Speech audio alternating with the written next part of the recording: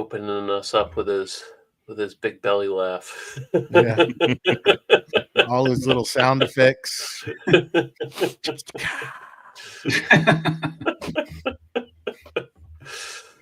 Oh. It's pretty entertaining. I miss it. Here We're good. All right. The stream is live. Here we go. Oh, yeah. I usually wait till I see us talking on my end, and then I'll hit just to make sure that it all gets on there. We're up if you want to go and roll the intro. Yeah. All right. Here we go. Y'all ready? We're ready. Yeah.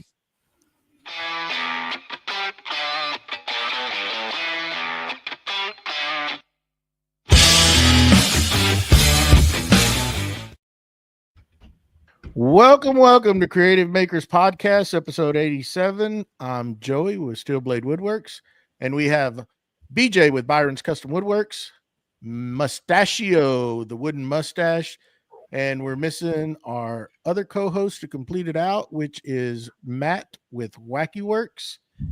He's not going to be able to make it today, but we're going to try to do our best without him. And today we have the super talented Casey Reeves from CReeves Makes. How you doing, sir? Good. How's it going, everybody? Happy Sunday.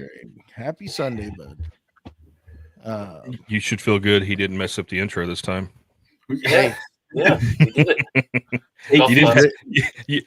You got your notes. You got your script.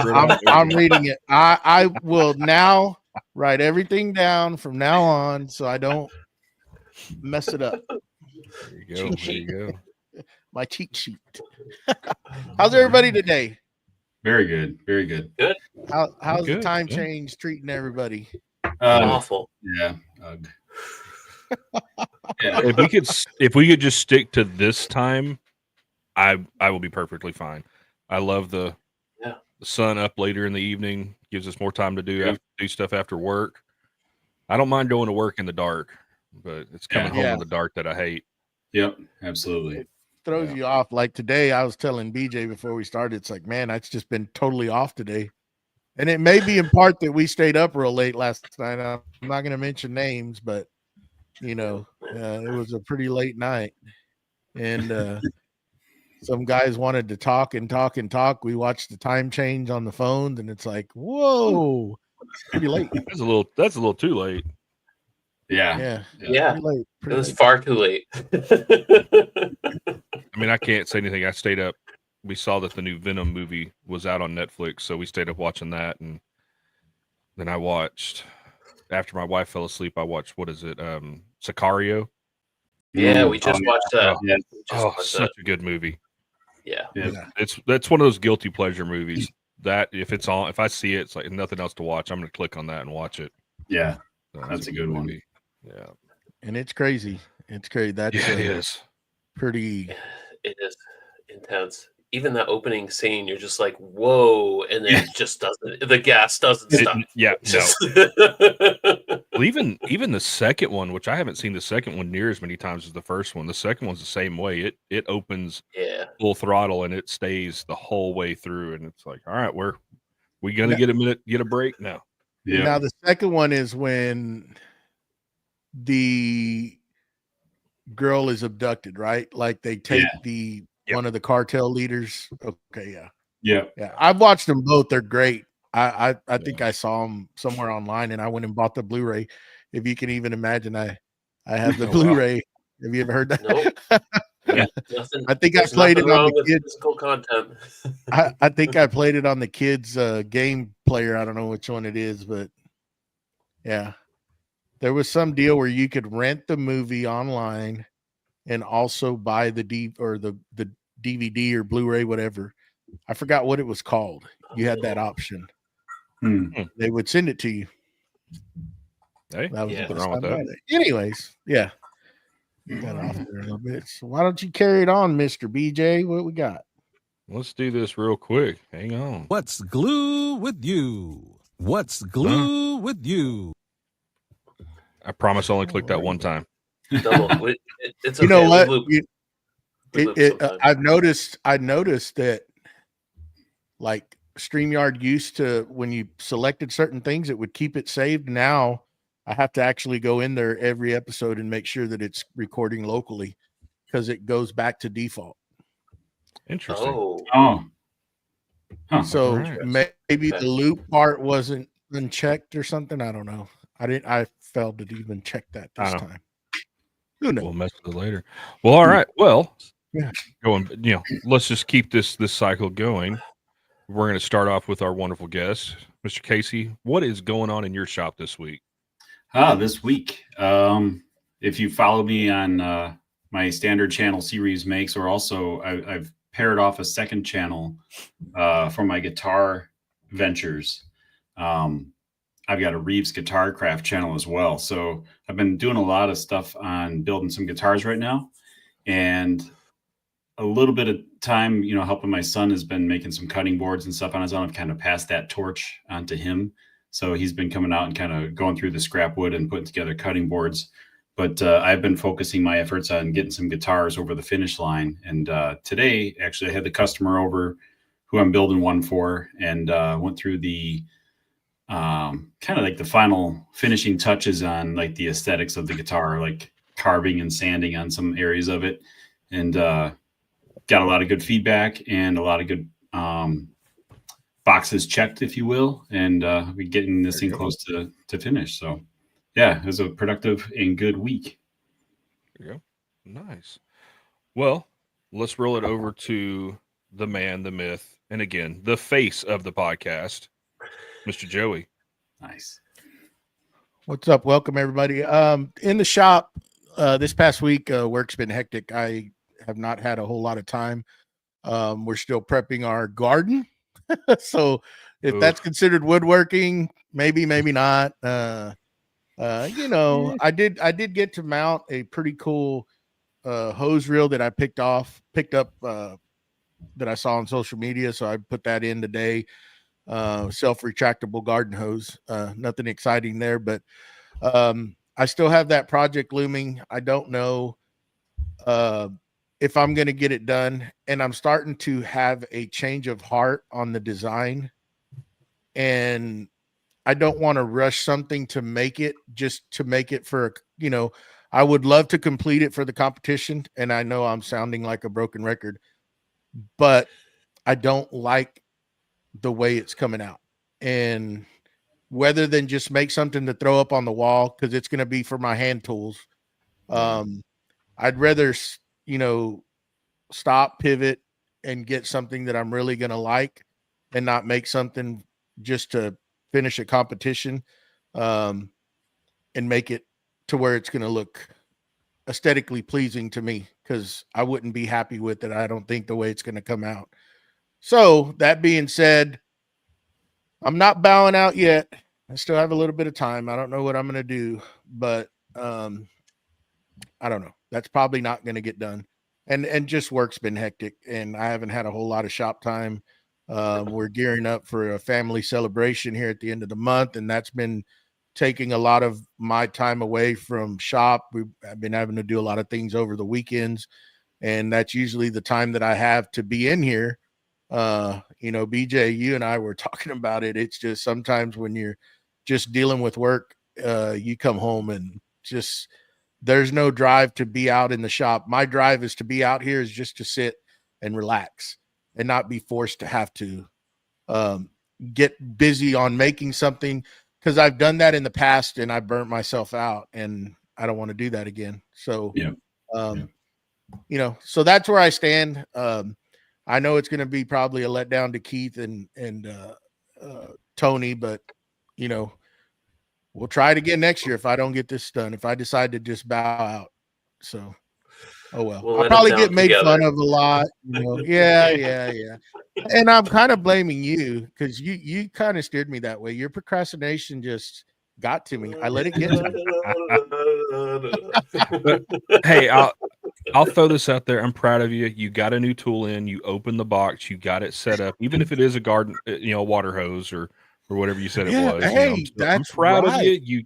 It's not in a box. Well, got to give the man credit for opening a box. Yeah. Hey, that's. I didn't even think about that.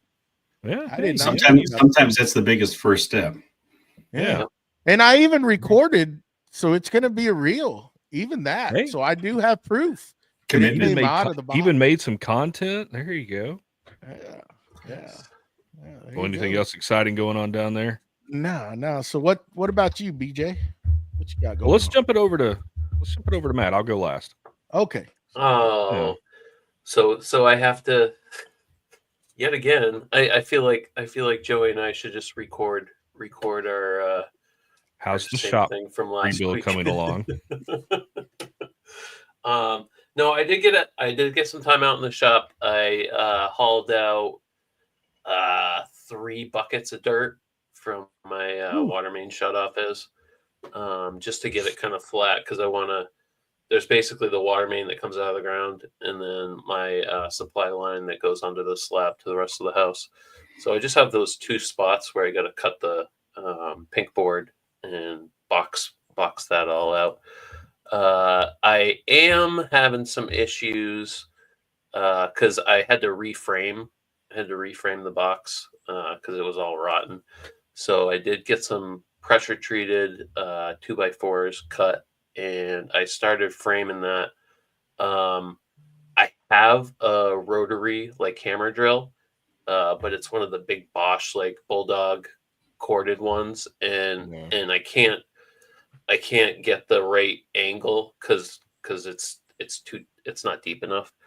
So I was almost on the fence about buying one of the Milwaukee ones that's like $350, like that M18. My buddy came over with it and he was using it. He's like, dude, do you have one of these? I was like, I don't have that one. I have an old school like plug-in Bosch one that works. Don't get me wrong.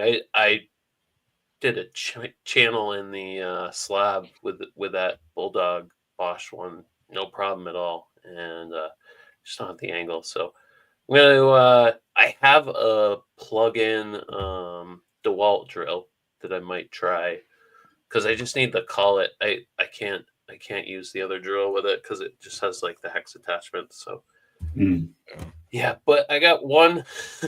I'm like a one nail a day guy.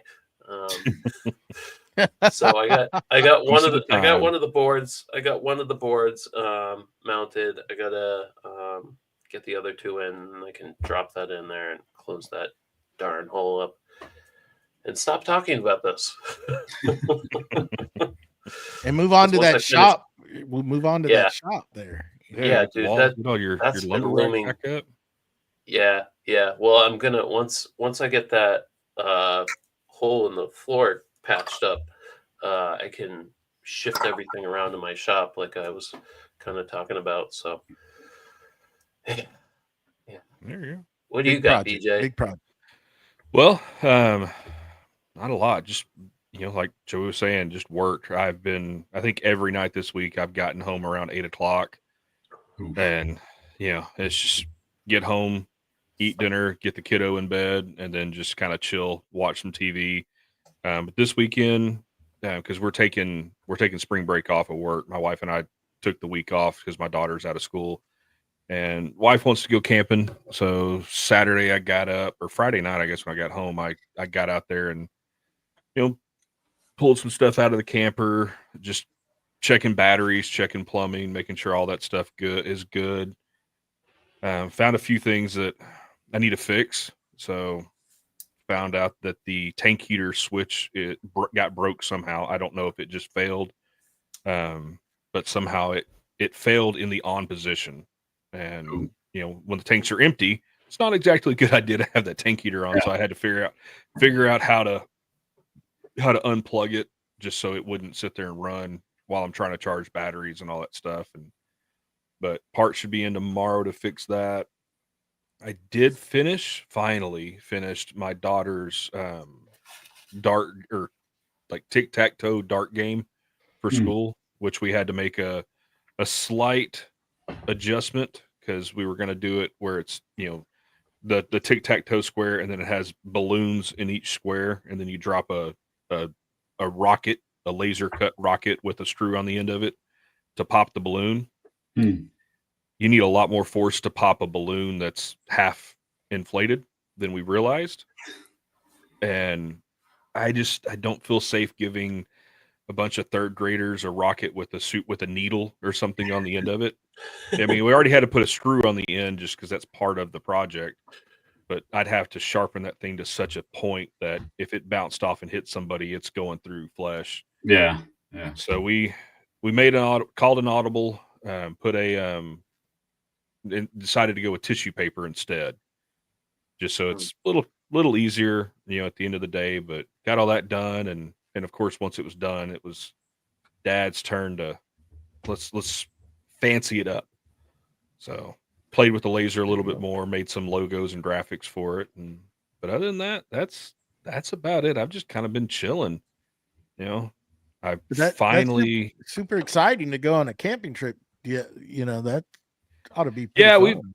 We've got a lake. It's actually in my hometown. I grew up a 5-10 minute bike ride from this lake, from this RV park, and it's like $100 a night, full everything.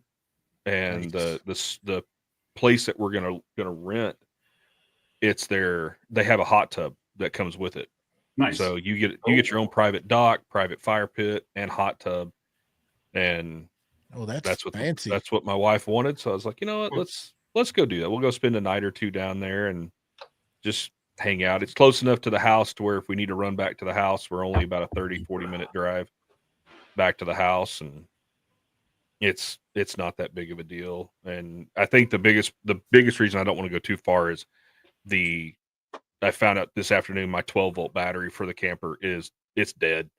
The one of the storms that we had come through a while back blew the lid off the battery compartment, and it filled with water. So those lead acid batteries don't fare too well when they're sitting underwater for a while. So I just do they make a gel cell 12-volt? I'm pretty sure they do nowadays. They do, and I think my plan is to upgrade to lithium ion for it. Yeah. Just because we want to be able to go and kind of boondock with it. And with the battery, we can at least, when the weather's nice, we can just run lights. And the fridge is 12-volt. And they say with the battery I'm looking at's 100 amp hour. They say with that battery, you can run overnight when it's charged. And since it's got solar panels, it'll charge the battery during the day. And the panel's strong enough to charge the battery and keep the fridge cool when the weather's nice. I mean, when it's 100 and something degrees in Texas, you're taking a generator. But the wife and I have been wanting to do that for a long time. We've been wanting to do that. And it's not a big camper. I mean, it's what tongue to bumper is 21 feet, so it's not a big camper, but it's plenty for my half-ton truck, and it's enough room for we can squeeze all four of us in there to sleep. You're not hanging out in there all day. Yeah, that's for sure. Unless it's just a necessity, it's pouring down rain, then you'll hang out in there. But it's gonna be fun. Might get a little fishing in. You never know.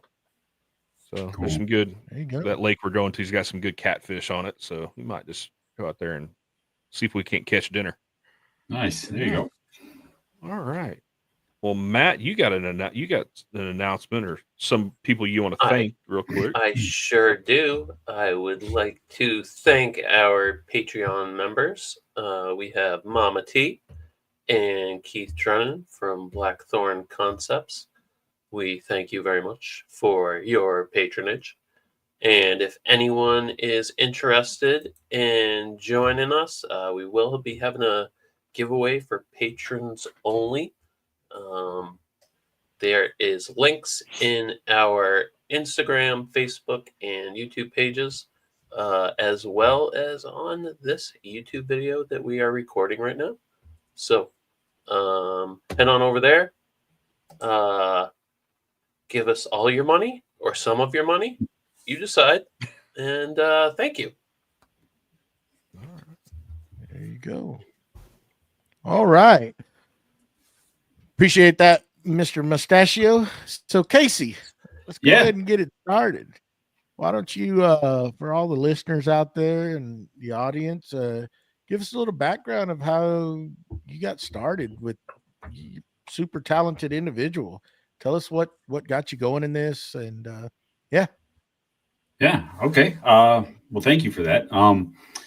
Probably I'd say, I don't know, 8 years ago, BJ. What do you think? About 8 years ago ish? I think, yeah, it's been about 8 years. Yeah.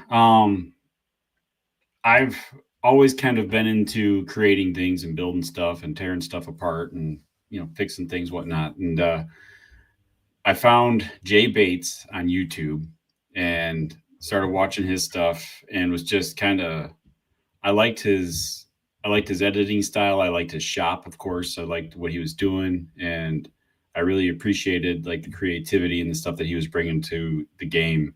And we had just bought our first single family home. We'd come out of a townhouse where I didn't do a lot of woodworking or anything at all, really, other than some renovation. But we needed some kind of specialty furniture. We had some spots in the house that we needed shelves that you couldn't go to the store and buy shelves to fit. And so it turned into like, hey, I can make this stuff. This isn't a big deal. And so kind of one project at a time, I started acquiring tools and then started building stuff. Probably one of the first ones that really kind of started the YouTube thing for me was my son wanted a Star Wars themed bedroom. And so I built a TIE Fighter themed shelf that I saw online. And I believe it was her tool belt was the one who initially did the plan set for that. And it was basically just a pine hexagon, basically, for the TIE Fighter window. But it's just a shelf that we painted silver and we threw up. It's still up in his room. And he throws all his Lego builds and stuff all over it, and his, trophy baseballs from games and stuff like that. So Nice. But I put that on YouTube and got a lot of feedback from friends and family that had viewed it and said, like, you should put this, or I put it on Facebook. I'm sorry. I threw it on Facebook, and then everybody started commenting saying, like, you should really start a YouTube channel and put this on YouTube. And I hadn't even thought about that. I had consumed YouTube and watched a lot of, like Jay Bates and other guys out there. And I felt like, okay, well, yeah, why not? So I'll double dip and I'll throw it on Facebook and I'll build a YouTube channel.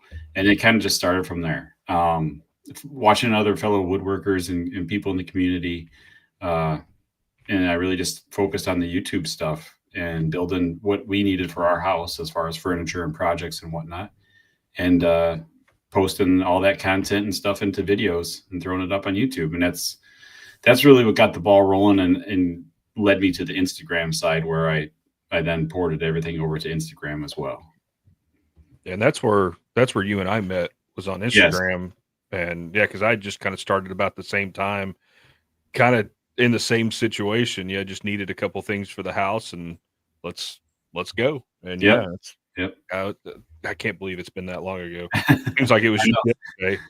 Yeah, I know. It's same shop. I know everything's still laid out the same way. It's just better tools, but yeah, it's a blink of an eye. But it's also been. I walk around the house, like we'll have friends come over and stuff, and they're like, "Is there a room in the house that you haven't built something for?" And it's like I've always joked that my goal is to have all the furniture in the house be built by me, or built by us, kind of thing. Like during the times that we shall not speak of, when the kids are at home doing in-home schooling, I made them both design desks, and we built desks together for their rooms. Cool. We have a Cape Cod, so they have dormer windows, and they have these little dormer spaces. So I'm like, okay, this is your space, this is your confinement. Design a desk, and we'll build it together. My son was not as involved as my daughter was, but she went with me, picked up the wood, brought it home, cut it. She basically built it. I kind of taught her as we were going, but she was using the domino and table saw and all that stuff. So it was a lot of fun. Now, who's the older, your son or daughter? My daughter. She's okay. Yep. She's actually in college now. She's God. Yeah, it's crazy. But especially you go back and you look at some of those first videos when they're running around, Mm-hmm. They're little. But yeah, my son's a freshman in high school. My daughter's in college. So crazy stuff. And now you're building some amazing guitars. Yeah. Yep. So how did that start? That's a question I've always So, had. okay, And so I know, but how did it start? yeah, that's a deep cut, because that's one that I've always played guitar. I've always had a guitar in my life since I was young. I'm probably, I don't know, 10, I think, when I bought my first guitar.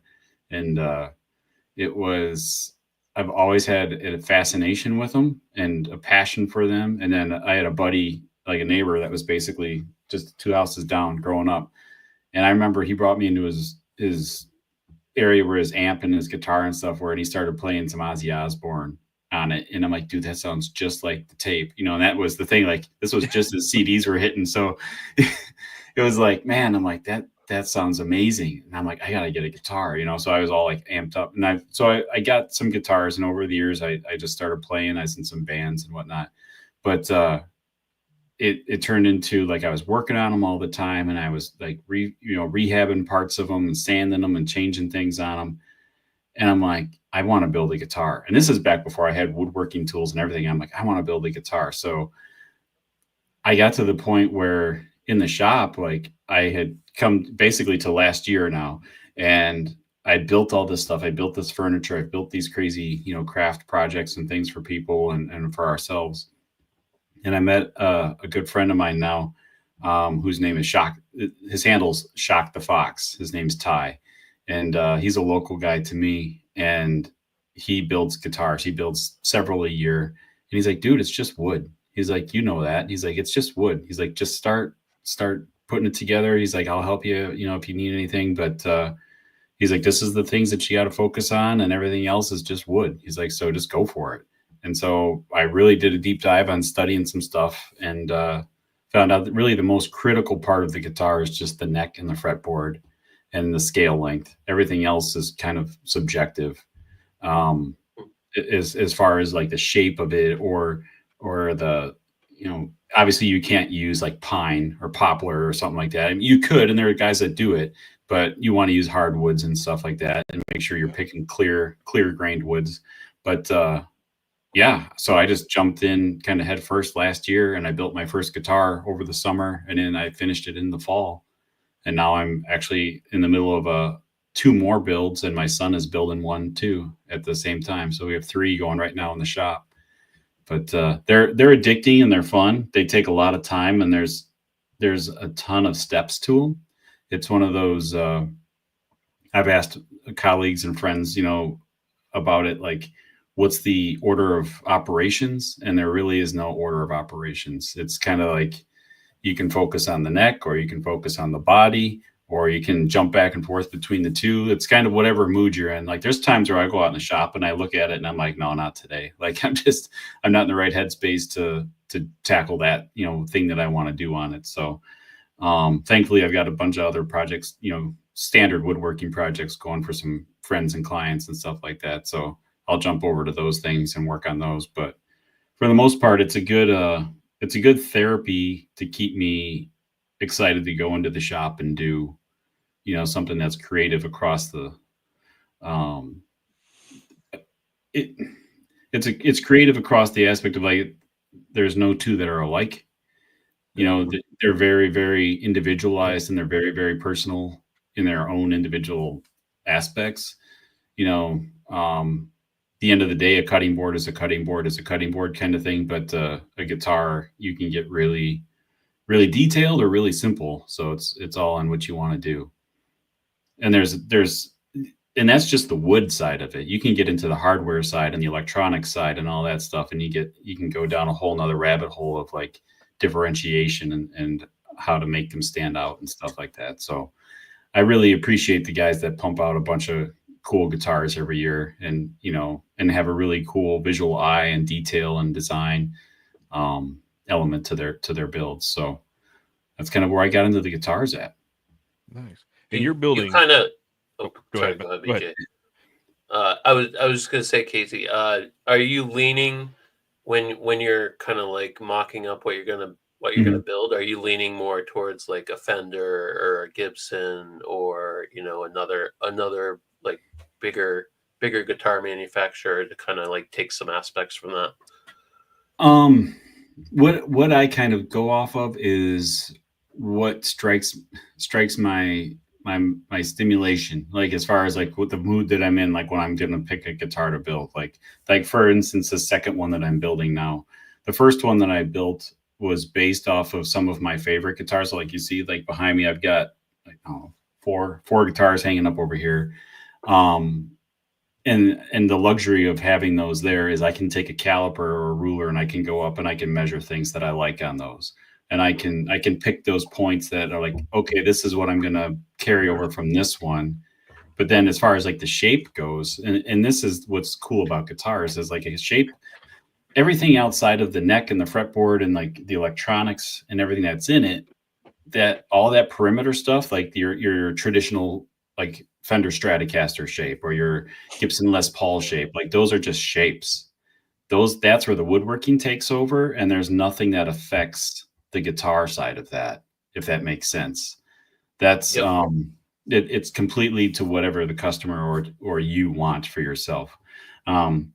Obviously there's boundaries to like how thin you can make it or to how, overly heavy and thick you could make it.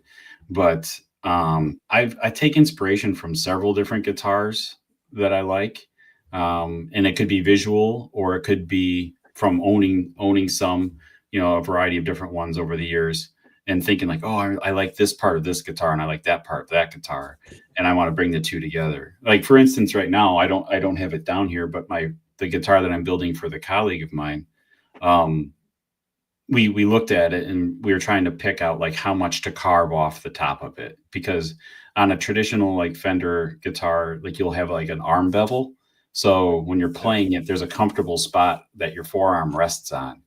And we basically came to the conclusion that we're not going to carve an arm bevel into this guitar because it will change the aesthetic look of the guitar. And that's a completely customer, granted, or you as the builder. If you want to do that, you can do that. It's really up to you and what you want. So that's the beauty of the guitars and looking at different ones for inspiration. It's hard to pick like one and say that's my inspiration and I'm going to follow that. It's usually a variety of components put together. Like think of it this way, like I always go back to looking at like Jay Bates' Miter Station. One of the probably the most popular things on YouTube back in the day was like, that's amazing, that's crazy, that's beautiful, I want that in my shop, but I need to change it to fit my space, or I need to change it to fit my saw, or I'm not going to be cutting anything that's 8 or 10 feet long, so I don't need it to be that big. So you tune all these facets to make it this thing that's more personal to you and fits what you want to do. It's the same with the guitar. As long as you know your scale length and you put all your frets in the proper spot based on that scale length, everything else can be subjective completely to how you want to do it. Now, are you utilizing the CNC on this, or are you doing a lot of hand? Are these hand cut out and shaping by hand, or are you getting the rough with the CNC and then coming back and putting your finishing touch on it? Yeah, that's a great question. So the first one that I built, I would say is 98% by hand. The only 2% I would say that I did by CNC was I've cut the pickup routes. So the pickups are the electronic magnetic components under the strings. I wanted those routes to be tight and perfectly placed on the guitar. And by tight, I mean how they fit to the electronic pickup that goes in there. So I drew it up in a V-carve, and I did a bunch of test cuts in white oak. I had some chunks of white oak laying around, so I did a couple of test cuts, and I found the fit that I like perfect. Marked the center on the guitar, made sure everything was lined up. I basically run a V-bit over the center line. So the most important thing on a guitar is the center line. When you're building one, you don't want to lose your center line. That keeps everything symmetrical and in line as far as your neck and your body. So I put my V-bit in and I run my Y-axis down and back several times on my CNC as I'm lining up the guitar on the bed. And then I lock it all down once I know that I'm 100% zero across the Y-axis. And then I have my X coordinates based off my center dots that I've drawn onto the guitar, and I just use the CNC to cut the pickup pockets. For these guitars I'm building now, I've grown and learned a lot more in the CNC with cutting profiles, or like molding tool paths, if you will. So like on the fretboard of the guitar, which is like where the frets and like the strings, like where you put your fingers and play, on that part there's a radius to that. And it's different across a lot of different manufacturers and brands of guitars. You can go from a small radius, like a 7.5 inch radius, like some Fenders have that, or you can go up to like a 16 or even higher radius, which is a more flat profile. Some guitars have compound radius, where they start up at the top at like a short or a small number, and then they compound to a flatter number at the top. So I didn't know that. Using the CNC, I didn't either.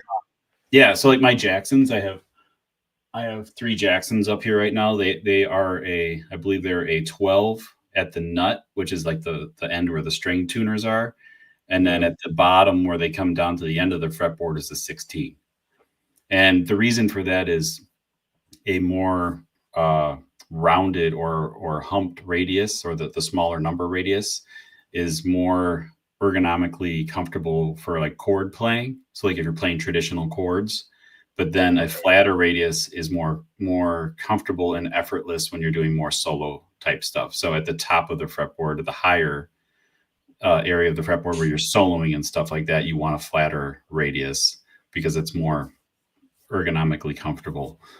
So some manufacturers will do that, but so I use the CNC on that for these guitars that I'm doing right now. Is you just take a profile, you draw a circle at 12-inch radius or whatever, and then you draw a rail in vector like V-carve or Aspire, and then you project that that radius over that rail, which for that length of, call it like 20 inches, and then you put like a ball nose end mill in there, and it will take that out and make that profile for you on the wood. Oh wow! So I cut the fret slots as well. So there's some really cool programs out there that you can find this information, but you can basically import a 1-to-1 PDF of the fret layout for the scale that you want to build. And so it's kind of like cheating, because then you just throw it into V-carve and you draw your lines on it. And then the trickiest part of the whole thing is you need like a 0.022 or a 0.023 end mill. And I've got a company that makes those, that sells those online. So I order them from there. And you just have to be really slow on your speeds and feeds. But again, it's just trial and error, and it's like anything we do out in the wood shop, right? You always do some test pieces, make sure you're comfortable, and your gut's telling you, okay, go for it. But I haven't done like full body profiles or anything like that. I use it more for, as far as the CNC goes, I use it more for stuff like that, like the profiling. I do have a handheld router jig that I can put like a radius on. So basically it's a sled on a jig on bearings, and I can pass it back and forth on like a Y-axis sled, and I can move it across the radius on an arc. So I can do it that way as well, but I wanted to learn the CNC side of it. The nice thing about the CNC is, while it's running, obviously you can be doing other stuff, like we all know with our lasers and CNCs. So I'm going to throw this out here, because you and I've been doing this for a while, and I know, Joey and Matt, that we've answered these questions, because you jumping into this guitar stuff, and you're jumping straight in with a CNC. Yeah. How do you feel about the argument that CNC is cheating? It's not woodworking. So that's a funny. You had to go there. I did. I mean, because guitar making, it goes back eons, and there's all these traditionalists out there that I follow a guy on TikTok that I think it's Greg's Guitars, and I've watched him cut every fret with a fret saw, and it's just everything is by hand. And but then there's another one that I follow that everything is by CNC. He is just doing the finishing touches by hand, and that's is it cheating? Is it not cheating? That's a tough. I guess it's in the eye of the beholder. The way I see it, I've used it. It's a tool in my shop. I've used it as said tool to achieve things. I've had to still think of, things to do with it. Like okay, so here's some good examples. One thing I will tell you, my wife calls it the CN cheater. So it's a funny joke between her and I. Like, she'll come out, like, she'll have complete interest in something that I'm doing on the guitar build. Mhm. And then if I say, I'm going to cut this in the CNC, she's like, oh, so you're going to cheat. And then it's like, well, no, because I still have to I have to design it in the program. I still have to take that code, put it in the CNC, cut a test piece. And I'm the one that came up with, like what I want to do. So one aspect on the new guitar that I'm building is on every guitar, there's a truss rod. So that's a piece of threaded rod that runs underneath the fretboard, because we all know that wood moves, right? So guitars are generally in one spot in somebody's basement or their house or their living room or bedroom or whatever. And there's not an issue with temperature differences or humidity and all that stuff. So an instrument that's going to be traveling or getting thrown into storage and then put on a plane and then shipped over, someplace, you're going to get a lot of variation in wood movement. So you need to have this truss rod. So the truss rod can be either adjusted at the top, up at the, like where the tuning pegs are, or it can be adjusted down in the middle of like the body, like where the neck meets the body. There's a little like dial wheel in there. So the guitars that I'm building right now, I've got it at the ladder, which is the little dial wheel down in the bottom by the pickup. And on the guitar that I'm building for myself, I wanted to cover that. So I wanted to make a magnetic cover that matched the wood of the fretboard, that I could pop up and reveal this little access to tune the truss rod and then snap the magnet cover back in place. The only way, I shouldn't say the only, but the easiest way for me to do that was to take an extra chunk of that wood, that material, and make a negative cut or a positive cut, basically. So in the fretboard, I would relieve that material, take it away, cut the little holes for my magnets and everything. And then in the cover side of that, I would do the inverse and cut the profile of it and put the pockets in there for the magnets, and everything would be lining up exactly perfectly. So if you check out my channel, you can see some videos of several back now, but where I get the magnet cover, I pop the magnets into it and I snap it into place, and it like disappears because it's perfectly matched and everything. It would take me like several tries, and the wood that I'm using is expensive. So you don't want to mess up at the disc sander or shoot it across your shop because it hits the disc sander or something. So to me, like, that's where the CNCs are cool, and to me, it's just another tool. I have files to build a whole guitar on a CNC, but there's still a lot of hand aspect that goes into it. The amount of sanding and shaping and everything like that. You're trading those hours for changing out bits. If you need to change your bits over, you need to program all of those tool paths. You need to double check all those tool paths and make sure that you're not going to bury the bit through the piece of wood that you spent $200 on. Like, you're trading those hours, the way I see it. So to me, it's more the individual, like the luthier maker side of it is, do you really like using a chisel to carve away, 3 square inches of wood off of a piece of a material, to make the neck heel more comfortable, or writing a program and throwing it in the CNC and hogging all that material out quickly at a uniform planer? It's all in the eye of the beholder, like I said in the beginning. So, like, I've got this one right here. This is my first one. So this was all done by hand. Wow. And by hand, it's all, I make a template. So when I start a build, I draw it on paper first, and then I trace that paper onto MDF I use transfer paper. And then I make the MDF template perfect, and then it goes onto the fancy expensive wood. And then that's what makes everything, look good easily. But like all this stuff, this is all 4-inch disc grinder with a lap wheel. Actually, this is an Arbortech 4-inch blade in my grinder, and then a lap wheel. And then, but that's all by hand. All the bevels on this, all the way around, are all by hand, just using a rasp and card scrapers and everything. Oh, wow. So, I mean, you could program. You've done the hand tool. You've done Yeah. one all by hand. So Yeah. All right. Yeah. Yeah. So, I mean, everything on this thing is all this relief here, all this blending and everything. This is all carved by hand. So even if you were to do this on a CNC, like you could probably make it really, really close, but you're still going to refine stuff like these joints and all that stuff. I mean, there's still going to be a lot of hand hours that go into a guitar. So the CNC, to me, it's more like you were saying with the, the pickups and everything. It's the precision. yes, I need to get it done right the first time, and then you can work on the art, the artistic side of it later on. Yeah. Okay. Yeah. The big thing, as we also know, like especially like you get into woods like maple that burn really easily, is if you're going too slow with a bit, you're gonna caramelize it, you're gonna burn it, you're gonna load up your bit, you're gonna wreck your sandpaper, whatever.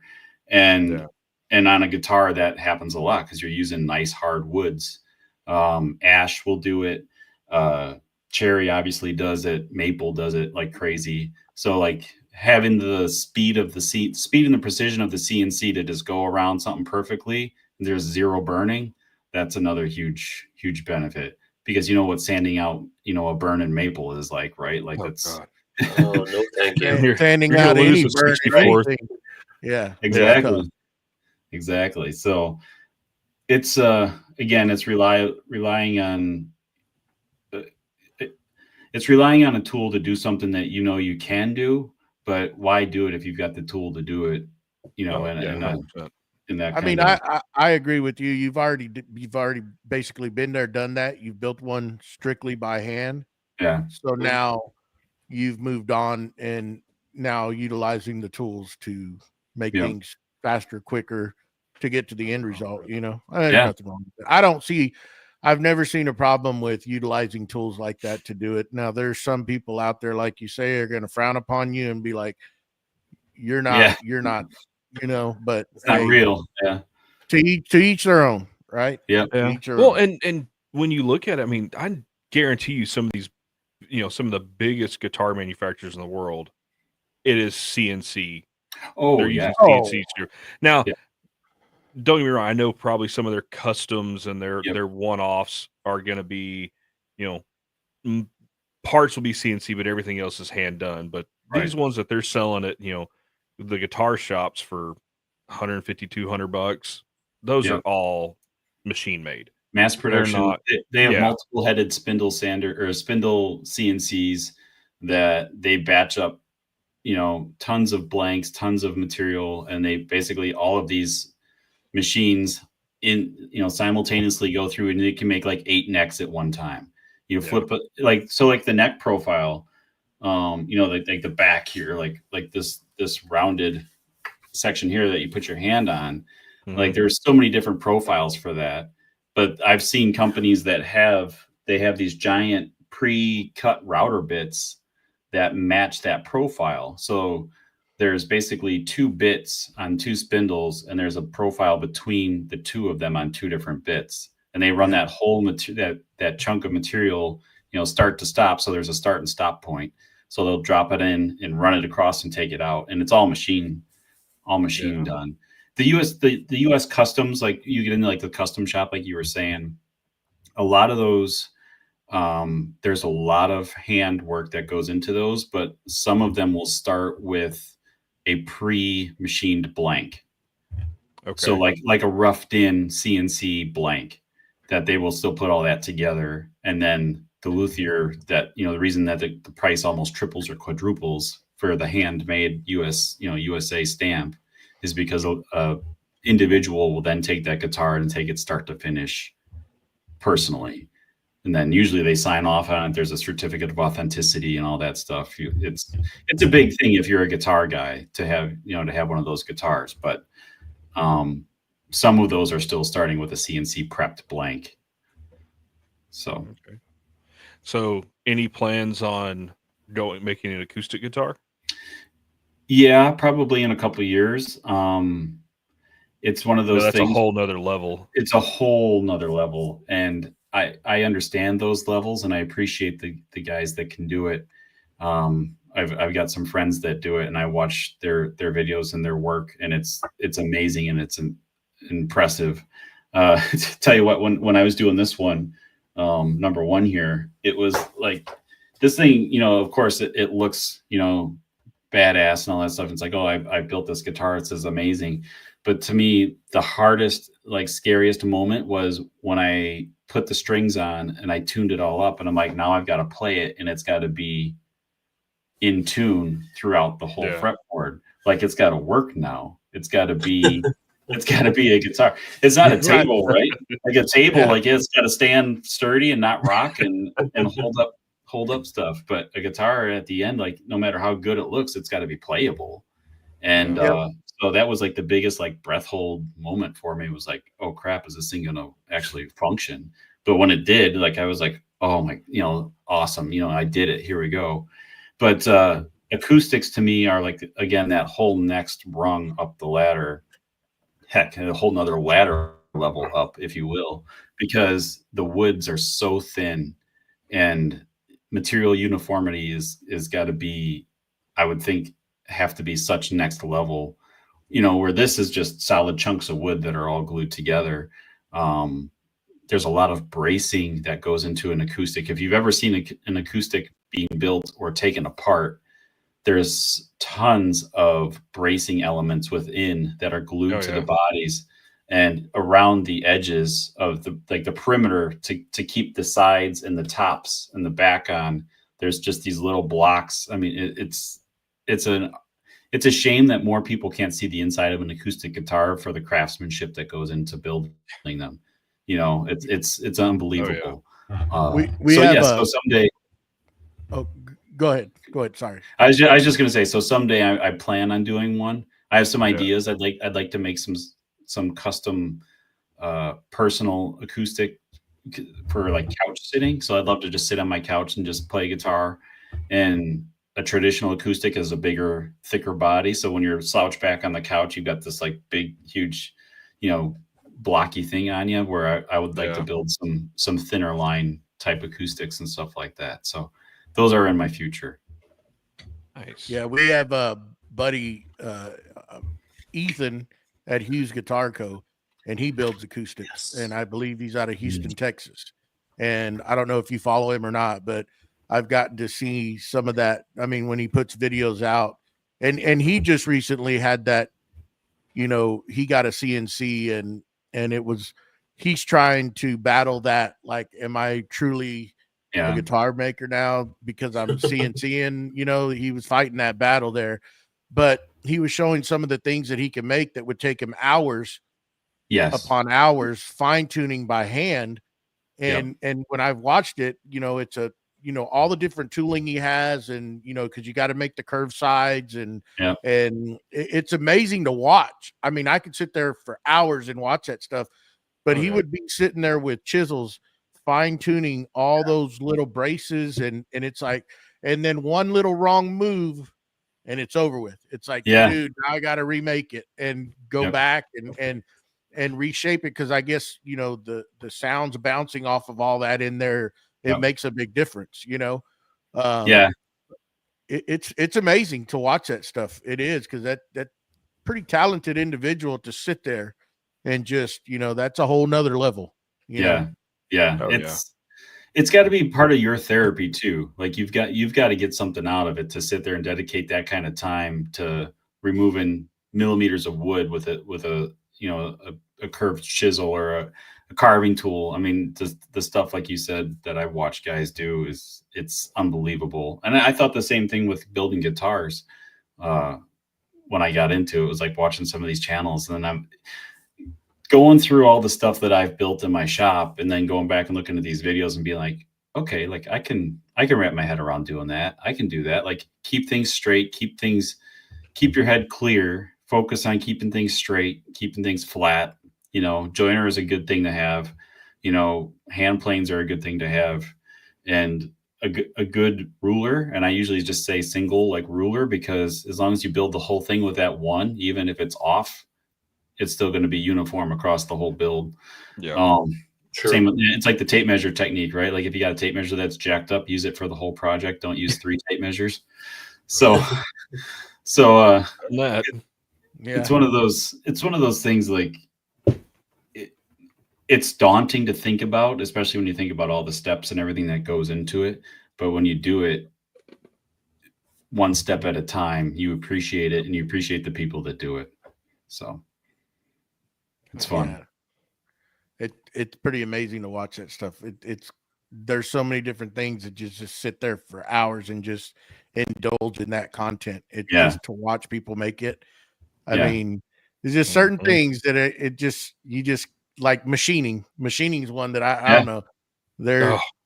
I could just sit there and freaking watch that, or kind of like Tony there from Working Dad Podcast said, blacksmithing, that kind of stuff. Just watching those guys form that stuff, it's just simply amazing. It just, it's like I don't care what's going on, but I could sit there and just watch that stuff all day long.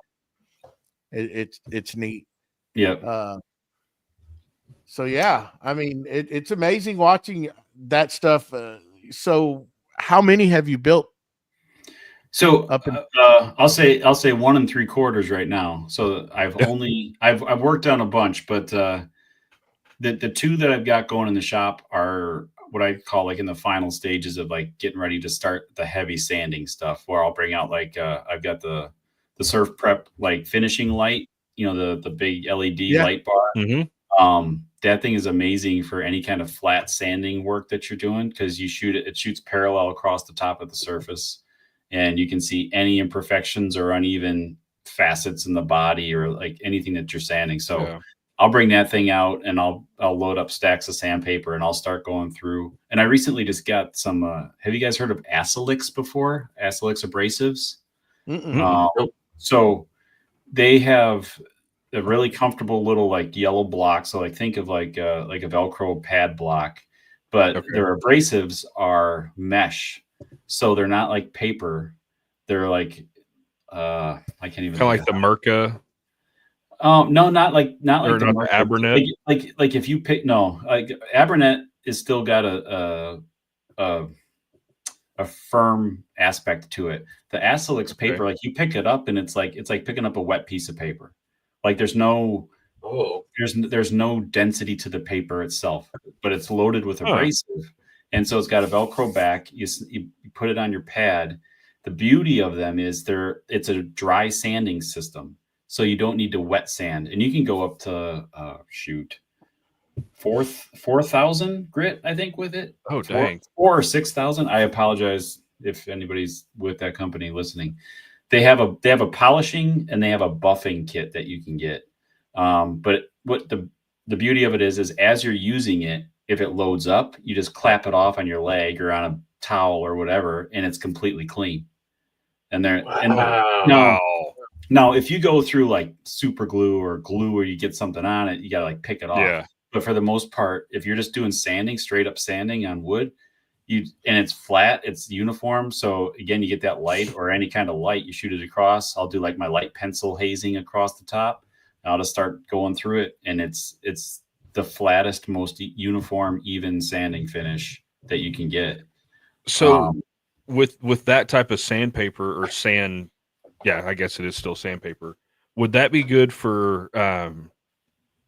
I've seen some people with the gloves with the Velcro on them, so you can contour sand more. So more for contouring and stuff like that. Okay. Yeah, so you can.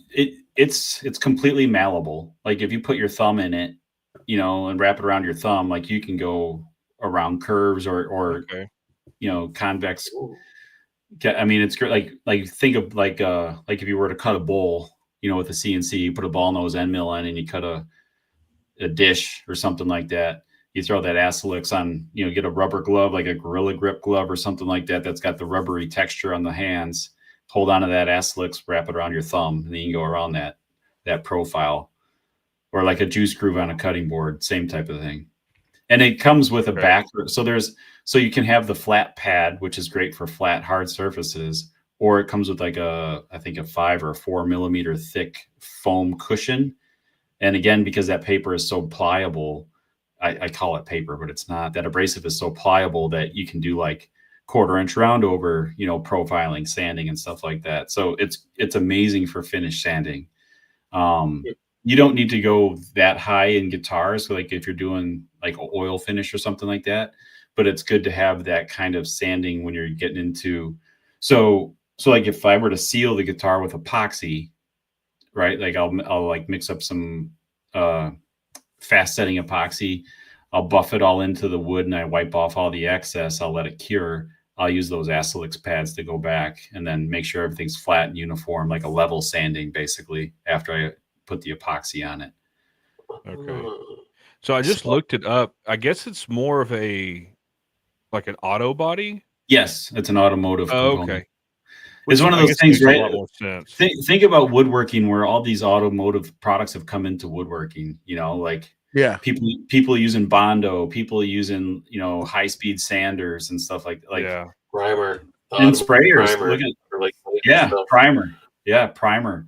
I mean, one of the best things for uniform sanding is, like, if you're doing contours and stuff, is to shoot like a light coat of white primer or gray primer on something, because it's a monochrome, so you're not seeing wood grain or anything like that. You're seeing the flat surface and the angle bevel, and you sand it all off anyway. Well, and that makes sense, because I think Mirka, they were originally an auto body company, because they did it was all air tools. Yeah, they were all robot oriented articulated sanding units. And then you look at Surf Prep. I mean, they weren't originally a woodworking sanding company. I think they did they were in cabinet. They are in cabinet, primarily in mass production cabinet facilities, and also in like the big name guitar facilities. So like I believe Fender and like Paul Reed Smith guitars, like they all used the higher end Surf Prep, commercial grade equipment. And then, a few years ago, they got into the DIY realm, and now look at them. Yeah. So, but yeah, it's I think, Joey, your question was like, how many have I built? 1 3/4. These ones that I'm finishing up here is they're really close to the finish line, but there's going to be some nervous tension. One of these I have to dye, so I've got to dye at the top. Ooh. It's a beautiful bird's eye blistered maple top, and the customer wants it dyed black and then sanded back to like a burst. So think of like a guitar, like a Gibson Les Paul, has like the dark red around the edges and like the lighter gold to the middle. So that's called like a burst on a guitar.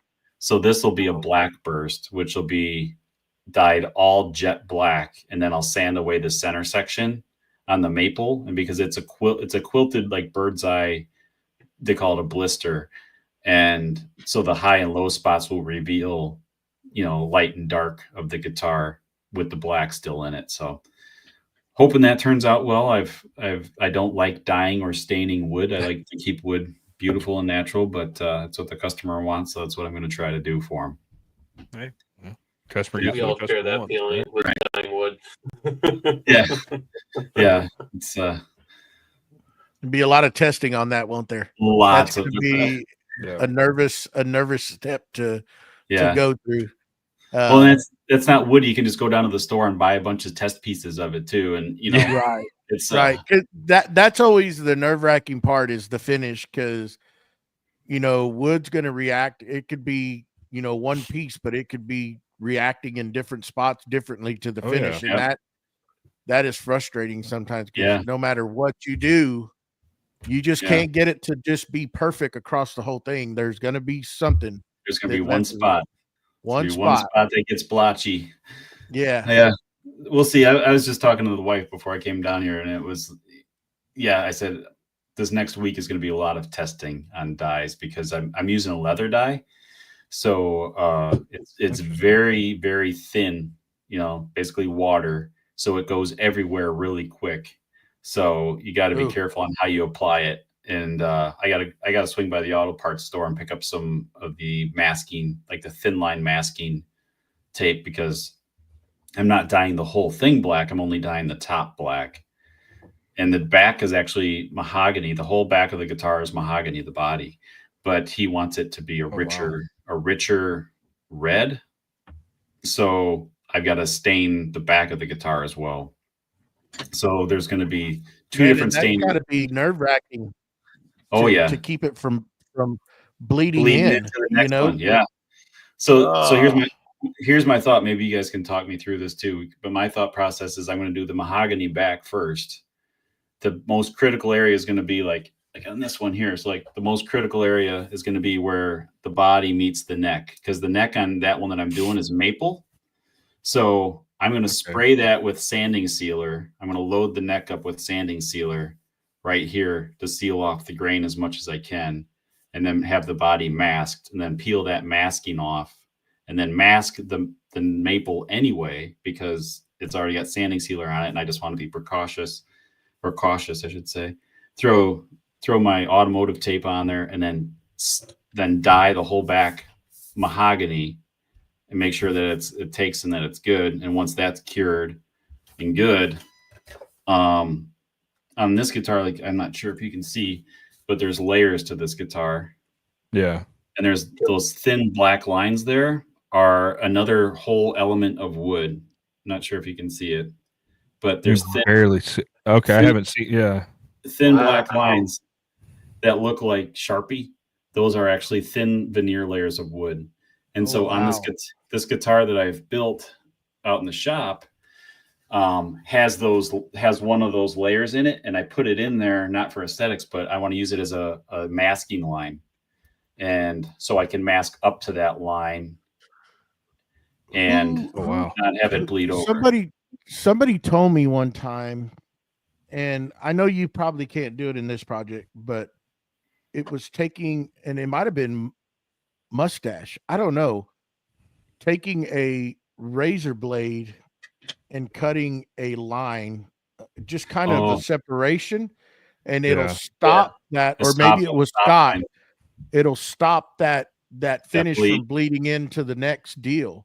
You know, that's what I used. I would do that on the American flags that I used to make, so I could keep a difference between the white and the red and the blue for the Union. When I would take a razor blade and I would actually hammer the razor blade into the wood, so it would have that was your break. But I've had the blades fall out as I was staining, and it wouldn't cross that. It can't jump that gap. It couldn't jump the gap. Now, I mean, if you flood it on, it's gonna jump it. Yeah. But just if you're trying to keep it light. So the way you make them, the neck and body at this point, are they one piece? They cannot be disassembled right now.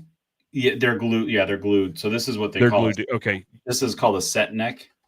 So, okay. So there's a deep tenon on this neck that goes down into the body, and it's underneath. Okay. It's underneath the cap layer. So the cap layer hides the deep tenon. Okay. So the tenon you're glued on the bottom, you're glued on the sides, and whatever you get on the butt end of it. And it's also tapered, if you will. So this isn't a straight parallel set of lines. It's tapered. So it's basically like a dovetail, if you will. Yeah. Blocked into the body, and it's all glued together.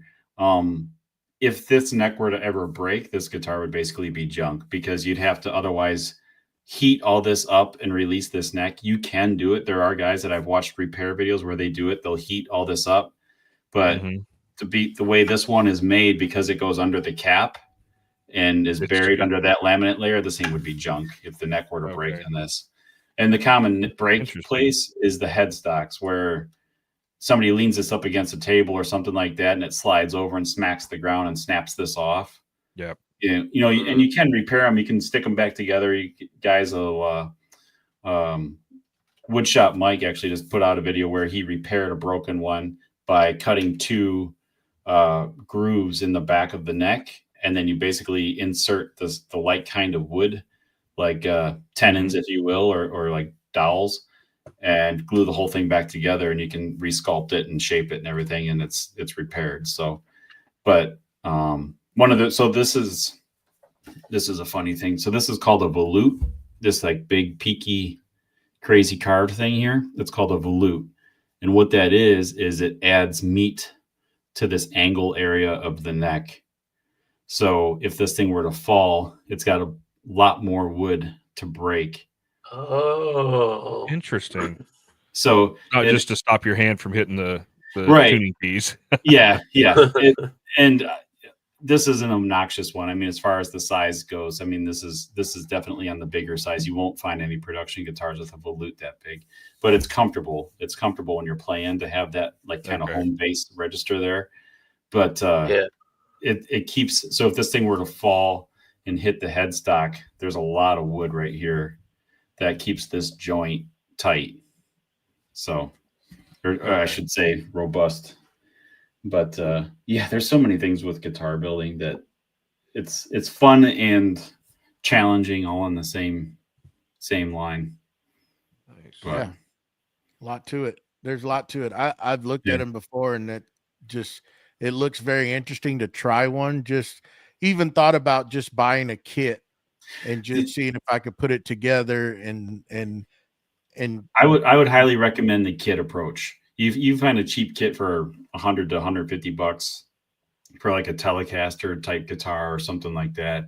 And Telecasters are the easiest guitars because there's no contouring on the body. It's a big block of wood with a profile and a round over all the way around it. If you buy the kit, the neck's already shaped and ready to go. Everything should bolt together 100%. All you got to do is sand it and finish it. So if you're into guitars or you want to give a guitar as a gift, I'd say get a kit first, throw it all together, do a good finishing job on it, and then you're gonna wrap your head around the whole guitar process a lot quicker by doing it that way than starting from scratch and giant blocks of wood laying on your bench and now what do I do? So and there's a lot of good content out there too. So it's easy to find guys on YouTube, guys on Instagram, all over the place. There's guys sharing all the stuff that they're doing. So this is definitely some motivation for me because I know when we talked the other day, Sonny, I've got plans to make one, and my plan, I know it's going to be an absolutely ridiculously heavy guitar because it's going to be epoxy and black walnut, but I was able to get my hands on a chunk of walnut that was it's the base middle of the tree. So when they felled the tree, it's the part of the tree where it ripped itself apart. Oh, wow. And so that's what's going to end up becoming the body of the guitar. And it was, the guy that I was getting some slabs from, he had it laying on a trailer. And I'm like, oh, what are you doing with that? He goes, oh, it's junk. It's trash. And I'd watched some guitar making videos. I'm like, yeah, I bet that would make an awesome looking guitar. And he's like, it's going in my burn bin. Oh, geez. When I get home, I'm like, cool. I'll take it off your hands, and it's big enough to get to get the body of the guitar out of it. And it's been sitting under the workbench for, God, I moved into this house 5 years ago, so 5 years. Wow. I just need to finish doing the epoxy pours and get it out and cut it. So one of these days I'll get it finished. Maybe that'll be my summer project for myself. You have to share that with me. I'd like to see that, and maybe I can help you come up with some ideas for lightening the body if you want. There's some good tricks that I've found in lightening heavy dense woods for guitar bodies. So yeah, so my only fear is because I want to do a clear epoxy so you can see the wood and how it's been ripped, essentially just shredded apart. Shredded, yeah. Oh, that would be cool. If you cut. Because I was thinking about having to cut pockets and stuff into it. I would be afraid that you'd see too much of that through the body. But there's enough. I'll send you a picture of it just so you can kind of get an idea of what I'm dealing with. I think depending on which way I orient the body, there's enough meat that will just be solid wood that I can probably cut a lot of a lot of stuff out of that and still have the solid epoxy. Yeah. I even thought about doing some kind of lighting kit inside it to where it would light up the body, do just like a little, something that would run off a 9-volt battery or some. Yeah. I've seen a lot of guys are doing, the LED inlays too on the necks. Yeah. where it can hit a little aux switch off a 9-volt battery or whatever, a little coin battery, and they run the LEDs. Don't forget too, like when you do your body, like you have your electronics cavity, so that hogs out a lot of wood. That's going to determine which way I have to orient. Yeah, so you'll take a lot of. I'll have to remember the next time I'm out in the shop to dig that out from underneath the workbench. And I'll send you a picture of it, and maybe that just getting it out to send you a picture will be that motivation to do that final pour at least, so I can get it out of the mold that it's been sitting in for all these years. Yep. So, well, cool. All right. Awesome. Wow. Anything else that you want to talk about, or anything you guys want to talk about while we're here? You got anything other than finishing that last guitars? That last part of guitar, or anything else cool that you got coming up? I've got normal woodworking stuff going. Last year I built out there's a local coffee shop that the owner hired me to come in and build out all of the counters and serving areas, if you will. So like the whole main barista counter and like the serving bar, and then like a couple little like side, like call them like internet cafe benches and stuff like that. Okay. So built out all the woodworking inside. They came back to me and they want me to add on like a cooler section. So they were going to do a drop-in like stainless steel sink, and they want another addition to the cabinet where the sink is in the top and there's a drain underneath, so they can load it up with ice and put all like the daily grabs in there. Mm-hmm. So they'll have like canned whatever, so that'd be cool. They want it to match the facade of everything else that I already built. So I've got that coming up. And that'll be probably an on-site build. So like rough cut everything here and then take the track saw over there and probably be pocket hole, get everything locked together with the pocket holes, which is what I used for most of the stuff over there anyway, that and the brad nailer. But that, and then I've got a local farm market here in town that I've done some work for in the past. They want these mini houses for this kids play area. And by mini, I mean, like, think of a regular shed, like 8 by 10, 10 by 10. And so they want like a miniature barn version of their big barn that they've got there. And they want a miniature market store and a miniature schoolhouse and all these little mini sheds, micro sheds that they're going to like finish all up for the kids and stuff. So there'll be like this whole little mini village. Like think of it, It's a Small World kind of thing, but farm themed. So my brother-in-law and I are going to be doing that, but we're doing all the rough construction. So we'll build the bases on treated timbers, and then we'll build out, ply floors with studded walls. And then we'll just use the T111 paneling on the sides and skin up the ceiling or the roof and everything. But they'll shingle it and they'll trim it all out and stuff. So we'll just batch out the buildings and they'll just do all the hard stuff afterwards. But that'll be good little income stream over the course of the summer there into the fall. But now I know a few years back you were doing some stuff for one of the local fire departments. You were building out trays and stuff for their trucks. Yep, I've done you still do anything else for them? I would if they ask me. Basically, so I did 2 for our main fire department here in town. 2 of their command vehicles. They bought a brand new Ford F-250 a few years ago. Well, several years ago now for the first one. And that was the concept one. And they had, all these different requests, we want to store the tank, tank and safety pack and mask kit here, and all the boots go here, the cones go here. So they had the whole thing kind of partitioned out, and they had a big like pull out gate bed on it. So they could crack 2 handles and pull the whole thing out of the back of the truck. And everything was accessible from all the way around. And then when they were done, they slide the whole thing back in, close the tailgate, close the camper lid or the topper lid. Yeah. And the thing's ready to go.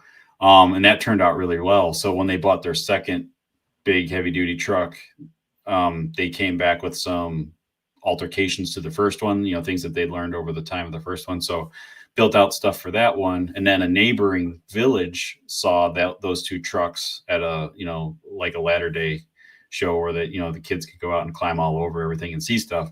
This other village over there saw it, and they're like, we wanted you to do our trucks too, but their trucks were smaller, of course. They're just the regular F-150s. And so again, just go back to SketchUp and change everything in SketchUp and make it work. So it was one of those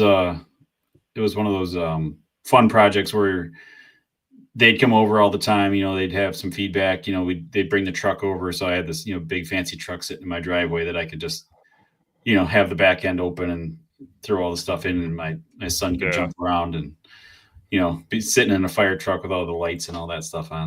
Actually, it was actually fun when we took it back, the first one. They let my son and I drive it back to the station for him, and then they threw all the lights on and all that stuff and gave him a little tour of the fire station. So that's cool. That was fun. Good group of guys over there. But nice. I got a question. Yeah. So you were stretching out your CNC and warming up the servos one day, and where's that dust boot from? Is that something you made, or where do you get that? So the dust boot is from One Guy in a Shop is his handle. One Guy in a Shop. Yep. Okay. It's one of those. I saw that thing forever on just different explore tabs on my social medias, and I found his channel because somebody had tagged him for a different make and model of CNC. And so when I reached out to him, I said, "Hey, do you have that for the I2R?" And he goes, "As a matter of fact, I do." He's like, "I just updated it." So mine's got the 4-inch port at the top. I think his initial one was like a 2.5-inch port at the top. The little one that came with my standard CNC, the standard one that came with my CNC was junk. Like it couldn't. I had it reduced to go up to 4, or not. I had it expanded to go from 2.5 up to 4-inch, and it didn't do anything. That one that he makes is amazing. If you're doing any like surfacing or any big, kind of set it and forget it runs where that thing's just hogging wood, the bristle brush is fully magnetic, snaps right off. You can see the bit, you can access everything. It's got a simple little like butterfly knob. You can adjust the Z of the boot itself.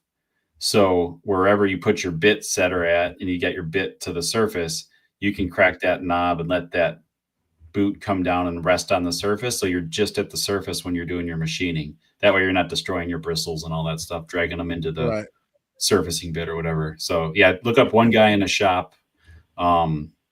He makes them for a bunch of different models, and it's now, does he 3D print them, or do you buy the file from him?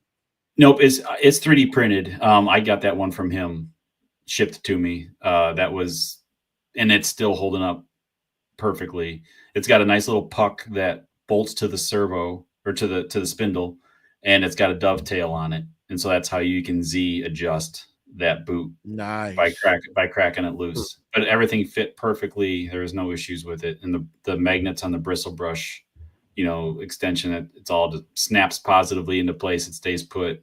I've drug it down. Like I've surfaced like big slabs and stuff like that. And I've had those bristles bent all the way over before, and it stays on. So I've got the Wackerle quick slip, like quick connect 4-inch port at the top.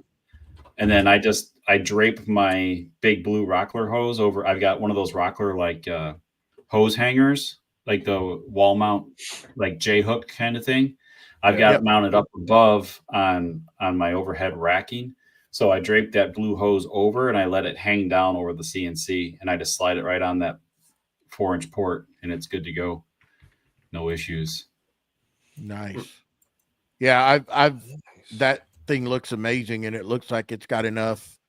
You could put enough volume through it. Oh yeah. I have an Avid, so that looks like that would work perfect. Same. Yep. It's Avid is the same as the I2Rs depending on the models, but from what I remember, the Avids were the same. Was it Avids or was the Axiom? Was Axiom a model? Probably the Axiom. Axiom is the same as I2. I'm thinking Axiom. Sorry about that. Yeah. But so that the base. The problem with the initial one is if your spindle's here, right?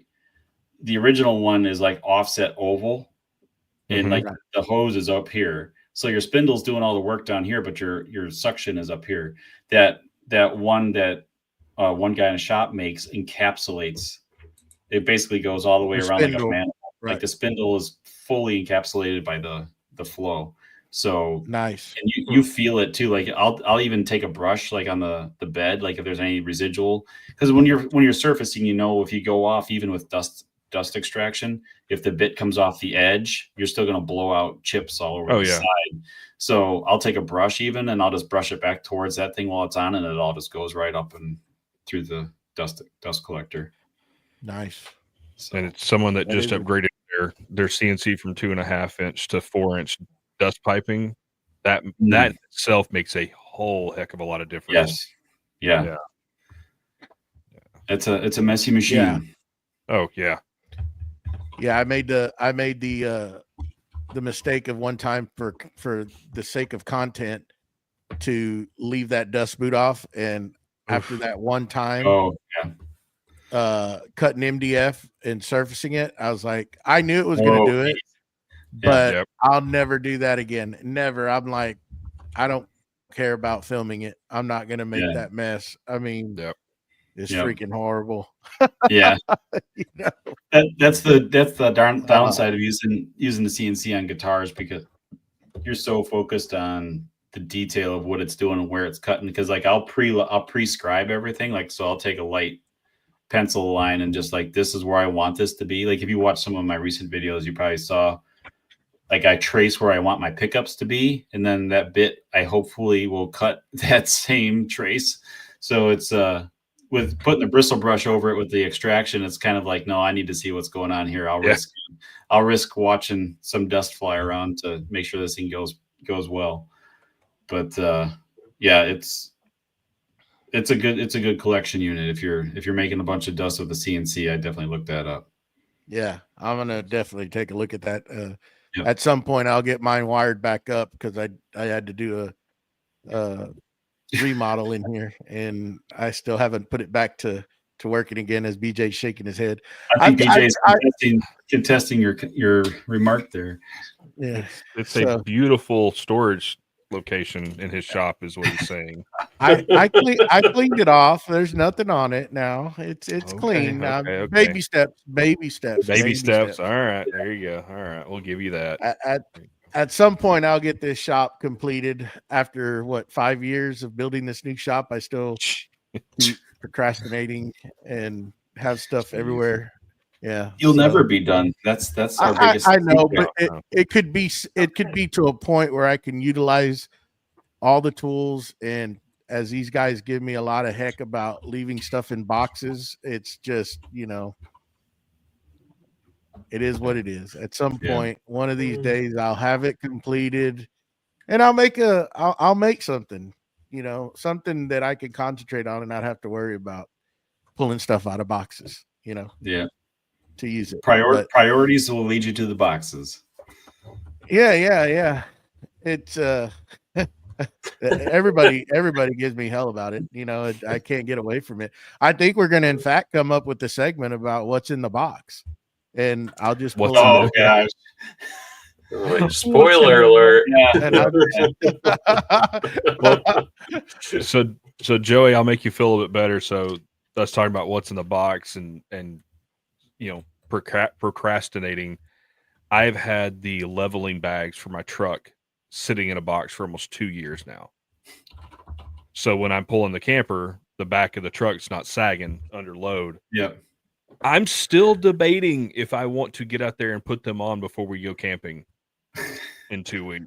And I know it's a 2-hour setup, and that's if I just want to do the standard bolt up where I just use an air compressor to fill it up. Yeah. Now, if I want to, I've got the full kit where I can wire in the onboard compressor and all that stuff, but it's like, I don't know if I want to do it.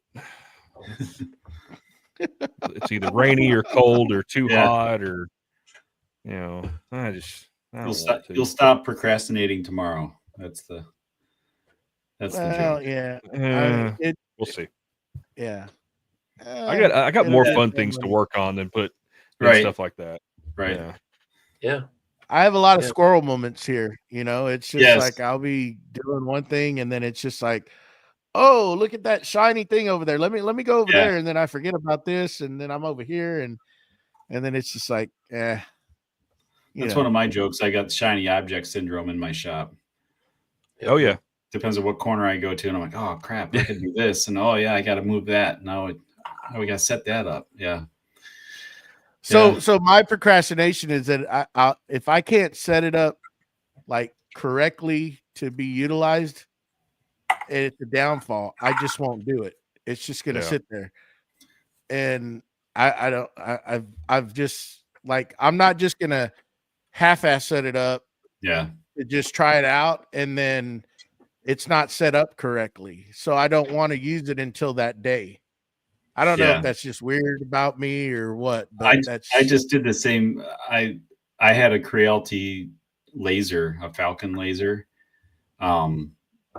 sitting in a box for, gosh, probably a better part of a year, because I've got my little Ortour set up there and it does everything I need it to do. And it's like, oh, I don't need to set up one more thing right now, but I've got this laser, and I'm like, I don't really feel like tearing the box apart and making a mess and pulling this thing out and trying to put it together.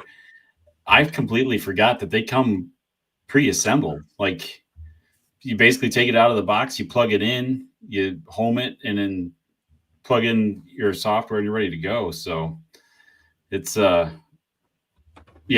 it sits around and you move it 50 times in your shop over the course of a year, or you just set it up and then you spend the next 2 days using it because it's so freaking fast and it's doing such a better job than your other one. So, and you're trying to think everything you can throw through the laser. So I call it shiny object syndrome. But well, I guess, boys, we're gonna wrap this up. This time flew by. This flew by quick. Was that? Oh yeah, 8:30. Holy cow! Yeah, it went by quick. Casey, thank you for taking the time out. It's been a pleasure. You're very talented, and I can't wait to see some of these things finished. They're amazing. Yeah. Stay tuned. You'll see them. Yeah. Thank you very much. So, all of Casey's tags are below. All his links. Go follow him. Go like his stuff. And like to thank everybody out in the chat for hanging out with us tonight. Please remember to head on over to Spotify or iTunes. Leave us a review, please. That really helps. And also, if you can leave us a like on this YouTube video, it'd be greatly appreciated. And if you wait after we're done with this, if you could just come back in and leave a comment actually on the video, it helps promote these videos and push them out there. And that's after we end this. We would greatly appreciate it. We want to hear what you think. If you have any questions or any suggestions of topics you would want us to talk about, put them in there, and we'll try to fit them in at some point and get them, come up with a show for that. And and please remember, we're coming up. This is show 87, 13 more shows, and we're going to have that 100th episode. And we're going to have some nice things to give away. So you will have to be present during that live to do it. It's going to be a fun time, a great milestone that we reached. And head on over to patreon.com/Creative Makers Podcast. Check out our Patreon, become a member, and help support the cause. Until next week we have Mr. Ben Conderosa Creations on the show. That's going to be a very interesting show with that gentleman. It's going to be fun. So until next week, thank you, everyone. And we're out of here. Have a good Sunday evening. Bye now. See you.